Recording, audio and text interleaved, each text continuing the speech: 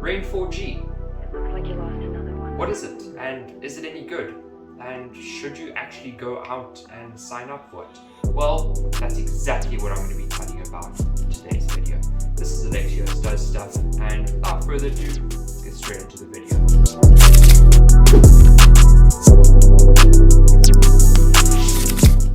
Now, I thought I'd do a quick introduction to what Rain actually is. It launched in 2016, and sort of during the pandemic hard lockdown, they gained a lot of traction just due to the fact that people needed internet, and they basically offered internet at a very, very affordable price. Now, you might be wondering, Alexios, what does this cost per month? Well, in today's video, I'm going to be talking about the 4G packages. Now, they do offer 5G packages, but 5G isn't in my area, so I'm going to be going over the 4G one. The prices start from 250 Rand all the way up to 479 for the 4G packages. Now, the one I have is 479 Rand. You can use this 24/7 in any device you want, and there's basically no limitations. I will link Rain's website down below, and you can just go and have a look for yourself at all the different options. Now, the big question, is it actually any good? Well, first of all, let's keep the price in mind. Right, so we all know if you live in South Africa, internet in South Africa is expensive. There's no other way to put it. Whether you buy data bundles or social bundles, I'm not going to get started on those now. Come on guys, like you're going to buy a WhatsApp bundle, and let's say you want to check the weather. Now you got to message your friend to screenshot the weather for you so you can prepare for the day ahead. Now, and don't even get me started on night data. Like, come on. I'm not going to be checking my emails at 12 at night or at 5 in the morning. I want to use my internet when I want to use my internet. So Rain has sort of seen a gap in the market to offer affordable, unlimited internet. So is it actually any good? Well, it's a yes and no question. So it works brilliantly here at my house specifically.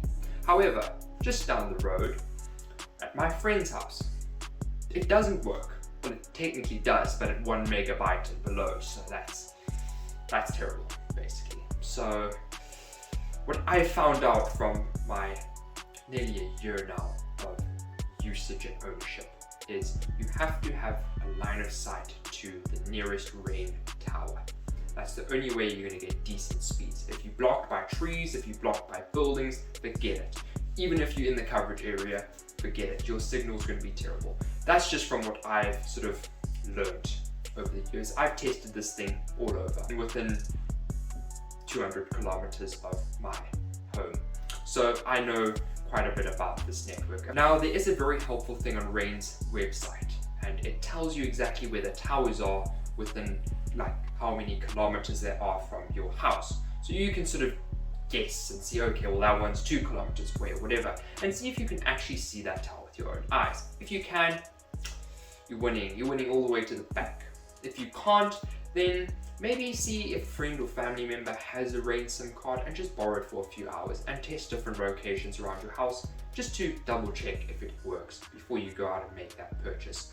Now, if you aren't lucky enough to have a friend or family member with a Rain SIM card, then just go for the 250 Rand per month package, and at least then you know and you don't have to guess anymore. So that's my honest recommendation. So I thought I might go over another question that a lot of people might have.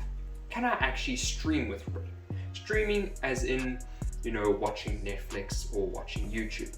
And yes, you can, but there are a few limitations. So I usually stream at about 720 to 1080p. My small little TV maxes out at 1080p. So I'm not too bothered by it. It still looks clear, and there's no stuttering or buffering or anything like that. But if you have a 4K TV, that's where you'll run into some issues. Well, not necessarily issues. You just won't be taking full advantage of your TV's resolution, because you'll be running at 720 or 1080, and you're just not getting very good value for money in regards to your TV viewing experience. But I think for most people, especially if you're watching on a phone, it's more than perfect. So the next question is, if you have perfect signal and you are in coverage, should you actually go out and get a Rain SIM card?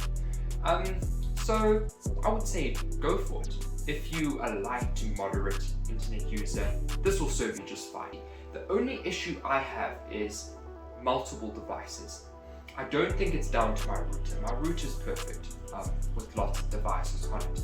It's just the speed in general, because I'm getting anywhere between 10 and 15 megabytes. So now if you start splitting that between more than 3 devices, it gets slow, put it that way. Personally, I just have a laptop, a phone, and a TV, so I'm pretty much sorted. If you do have a family of 4 more, rather get the 5G if possible, or look at a different option, possibly fiber, because it's not gonna keep up with multiple people streaming or something like that. It will just die. Simple, plain English.